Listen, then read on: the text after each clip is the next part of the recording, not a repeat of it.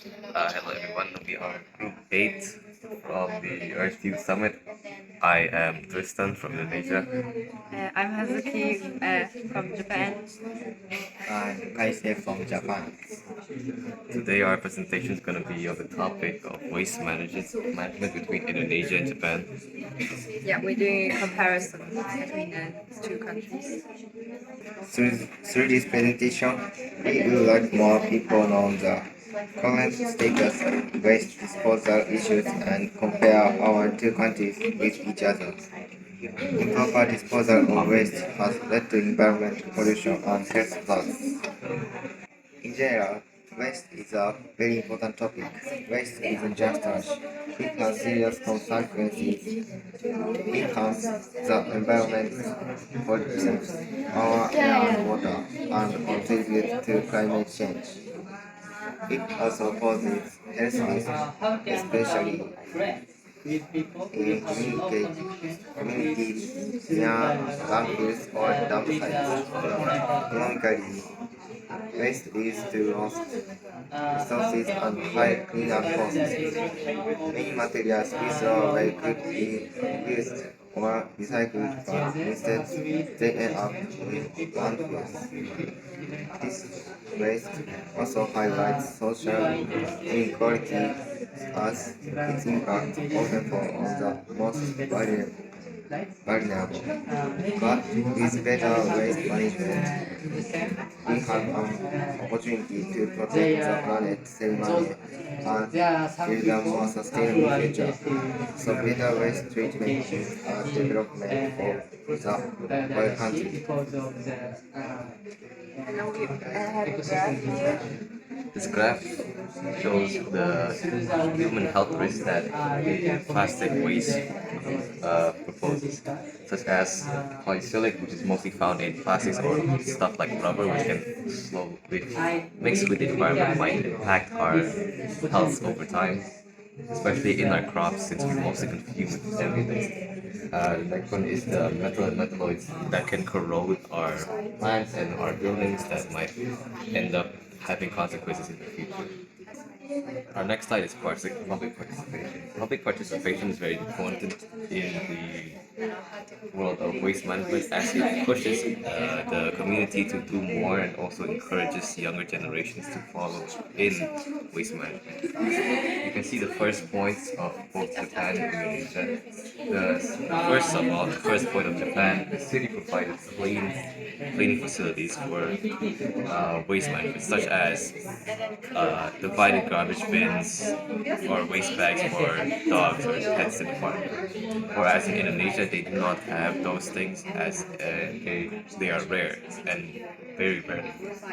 The second one is the laws. Japan has very strict laws containing about discouraging locals to litter, as the consequences tend to be a fine or maybe even some jail time, as in Indonesia. That's not really enforced, so they clearly do not care about the consequences, nor does the government. And the third one is the education.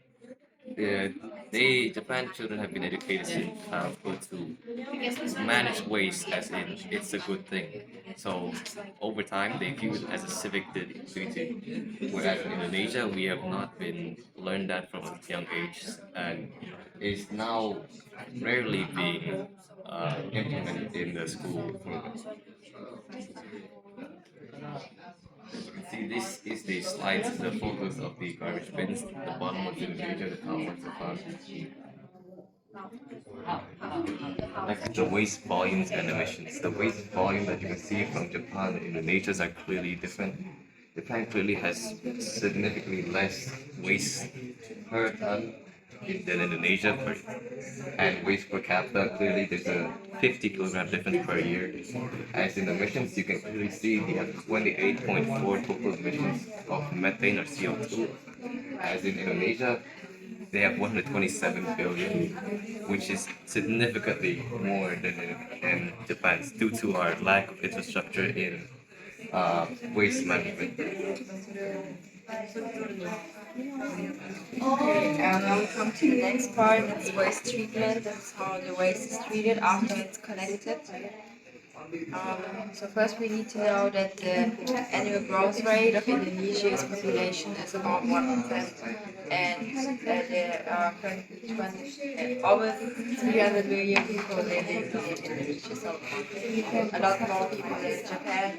That's why the production rate is also so high, 64 million tons like we heard earlier, and most of that waste is not incinerated or composted because the public awareness is very low, so nobody knows about composting.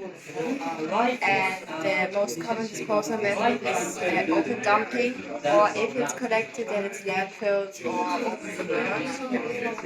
But that's open dumping, by the way, means the disposal of waste in uncontrolled areas like nature.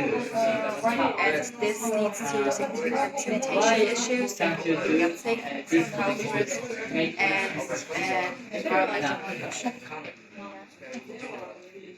But in Japan, we have, because we have less people, about 123 million people right now living in Japan, but still 43 million tons of trash per year. There's a very high public awareness and participation, so there's less open dumping. Japan's waste management technology is really well developed, so it includes incineration mainly, that's like burning, and 70 to 80% of the waste, and the rest is recycled or landfills. So landfilling facilities are way more saturated. That's a big difference from Indonesia. Also, the laws of recycling are very strict. For example, the separation of waste, like we saw in trash cans.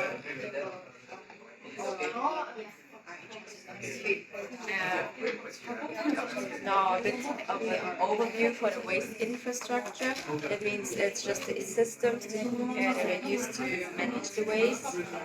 And then we have like three components here. Connection is the first component, while in Japan it's very efficient and timely. For example, there's street sweeping and trash cans on the streets. I'm just going to say they all dependent. And about sorting, there's a widespread, very advanced technology. Depends more advanced than and recycling and incinerating, as I already said, is also very advanced. There are numerous automated facilities and over 1,000 waste to energy plants. No, you have to say Indonesia. Should I say okay, Fine, just read it. then Indonesia is a bit of a contrast because the collection is just not very unconventional. There's a lack of regular collection, so it's very irregular. Sorting is mostly manual, nothing's automated, so everything is made done by humans, and it's also very informal. While recycling and incinerating is very, very small scaled. There's less than 10 waste to energy plants. Now an overview of the challenges and opportunities that we named in Japan. Japan has a few challenges actually, even though they have a very highly advanced waste management technology. They still have problems. For example, the over-reliance on incineration. This means that people in Japan rely very much on the incineration. And incineration isn't necessarily that good because it makes greenhouse gases, and this high reliance leads to overconsumption, so too much waste. And this infrastructure also ages. So this means high costs for maintenance. Food loss is also a very common problem in Japan, and this is connected to the high sanitation of Japanese people. So that's why, for example, expiry dates on food is very early. So it's and the plastic is also a big problem. Food is often wrapped in lots of plastic. But there's the opportunities. Like I said, we have a very strong recycling culture, so a very good awareness, advanced waste energy technology, and very clear policies. While in Indonesia, we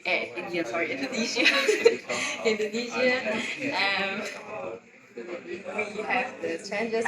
We already told you, but open dumping is the biggest challenge. And the lack of education awareness to stop the open dumping, and there's very weak enforcement from the governmental side.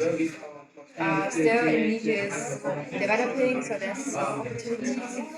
For example, waste to energy pilot projects have started. So they are learning from the technology of, for example, Japan or America. There's also community programs, like, for example, this one for the young population, and international cooperation is also helping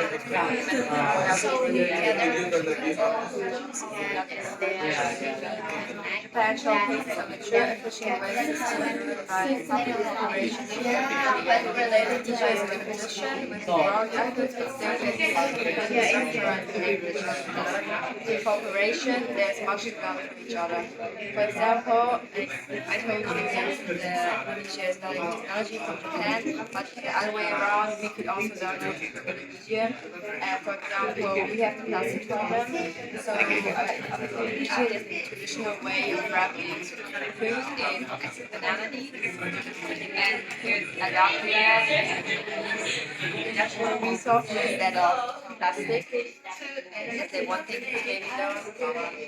But we can all agree upon like common facts that reducing waste must start from the source. Now, first of all, we have two solutions. Like one is on a higher level, like not quite like personal level.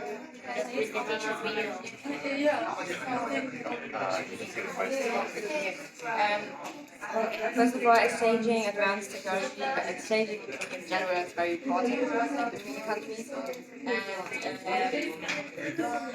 Exchanging advanced technology is very important. So the countries should cooperate to improve sustainable technologies, like joint innovations. So always forward to develop more sustainable, and then we can also move forward exchanging education. Like I said, Japan has very high education, so we can share the Indonesia and exchange student programs like this, for example, help younger generations to understand the problems. The quantitative financially, as Indonesia is currently still a developing country and has much more potential than it should. So we can have a chance to exchange financial needs to better promote or better build the infrastructure for this waste management and find solutions. And we both can share a similar goal, which is have achieving a sustainable growth as clean and easily renewable. This is okay. Now we also have kind of on a personal level things that we personally can do to reduce waste because it has to be reduced. Conscious to dangerous, conscious to danger. Figure out stuff, box, because there the creative trash can be used to work perhaps artistic. His products with excessive packaging. Reduce consumption by only one you really need. Compost if you can. Most importantly, share your knowledge and influence others like us even across the world. Thank you for listening.